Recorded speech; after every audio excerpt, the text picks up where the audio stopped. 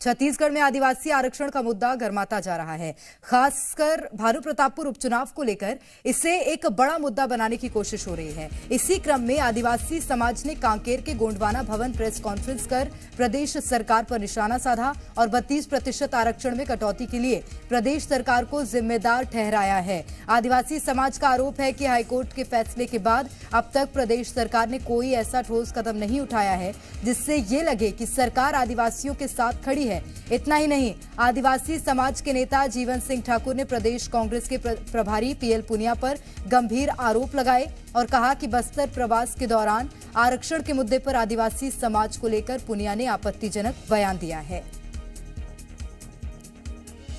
तो अब तक सर्व आदिवासी समाज इसमें निर्णय लिया है कि आने वाले दिनों में कांग्रेस के जो राष्ट्रीय महासचिव जो प्रदेश प्रभारी है वो बस्तर में हमने सर्व आदिवासी समाज को से उसको प्रवेश करने नहीं देंगे। अगर ऐसा उन्होंने प्रवेश किया तो इसका अंजाम कुछ भी हो सकता है। विज्ञप्ति इसलिए आज हम जारी कर रहे हैं क्योंकि 32% जो आरक्षण है उसको लेके इतने दिन हो चुके हैं और सरकार मौन है और बार बार ये बोल रही है कि हम अध्यादेश लाएंगे, हम नया सत्र बुलाएंगे, लेकिन अभी तक कोई ठोस पहल नहीं है। उसको लेके समाज काफ़ी आक्रोशित है। आदिवासी का मुद्दा अब गर्म हो गया है। सरकार को जिम्मेदार ठहरा दिया गया। आदिवासी समाज का आरोप है कि हाईकोर्ट के फैसले के बाद अब तक प्रदेश सरकार ने कोई ऐसा ठोस कदम नहीं उठाया जिससे ये लगे कि सरकार आदिवासियों के साथ खड़ी है। इतना ही नहीं, आदिवासी समाज के नेता जीवन सिंह ठाकुर ने प्रदेश कांग्रेस के प्रभारी पीएल पुनिया पर गंभीर आरोप लगाए और कहा कि बस्तर प्रवास के दौरान आरक्षण के मुद्दे पर आदिवासी समाज को लेकर आपत्तिजनक बयान पुनिया ने दिया है।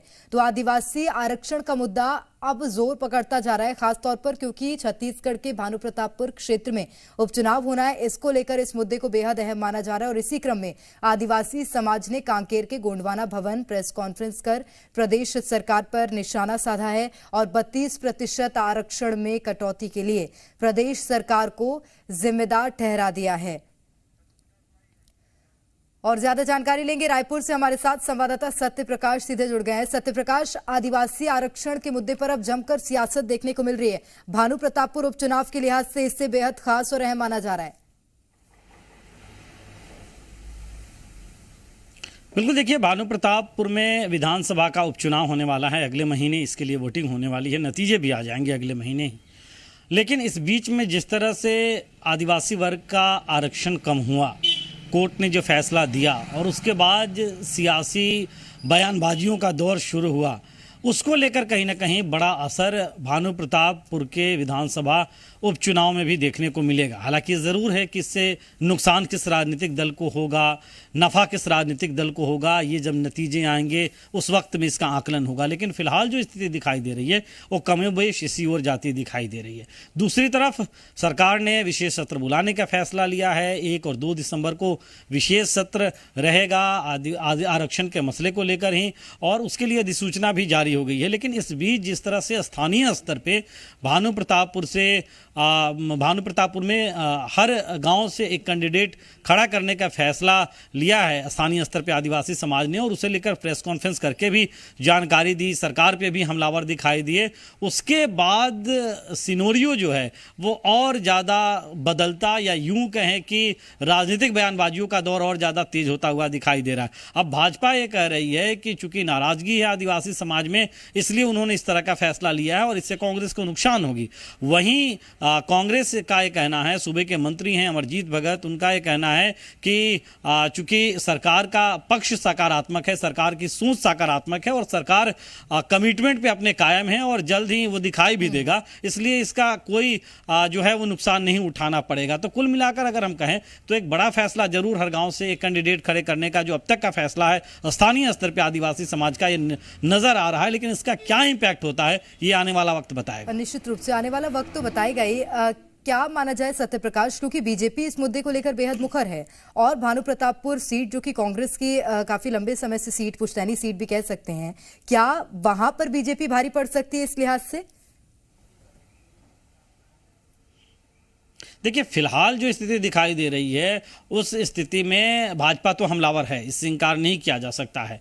लेकिन 5 दिसंबर को मतदान होने वाले हैं और उससे पहले 1 और 2 दिसंबर को विधानसभा का विशेष सत्र है। अगर विधानसभा के विशेष सत्र में फिर से आदिवासी वर्ग को 32% आरक्षण को लेकर विधेयक आता है, विधेयक चूंकि बहुमत भी है कांग्रेस के पास, बड़ा मैंडेट है, पास भी हो जाता है, तो एक बड़ा मुद्दा बीजेपी के हाथ से छिन जाएगा। ऐसे में दूसरी तरफ अगर हम कहें तो भाजपा जो है वो इसीलिए बार बार प्रश्न चिन्ह खड़े कर रही है कि अध्यादेश क्यों नहीं ला रही है सरकार। विधानसभा का सत्र बुला के जो है उस पर प्रश्न चिन्ह भाजपा खड़े कर रही है, मनसा पे सवाल उठा रही है।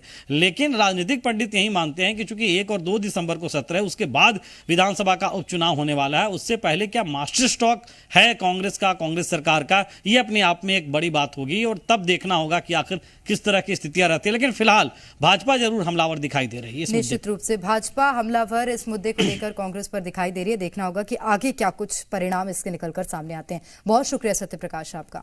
खबरों में बने रहने के लिए आप हमारे फेसबुक, ट्विटर और इंस्टाग्राम पेज को फॉलो कर सकते हैं। लेटेस्ट अपडेट के लिए आप हमारे यूट्यूब पेज को सब्सक्राइब भी कर सकते हैं और हाँ, बेल आइकन पर क्लिक करना ना भूलें।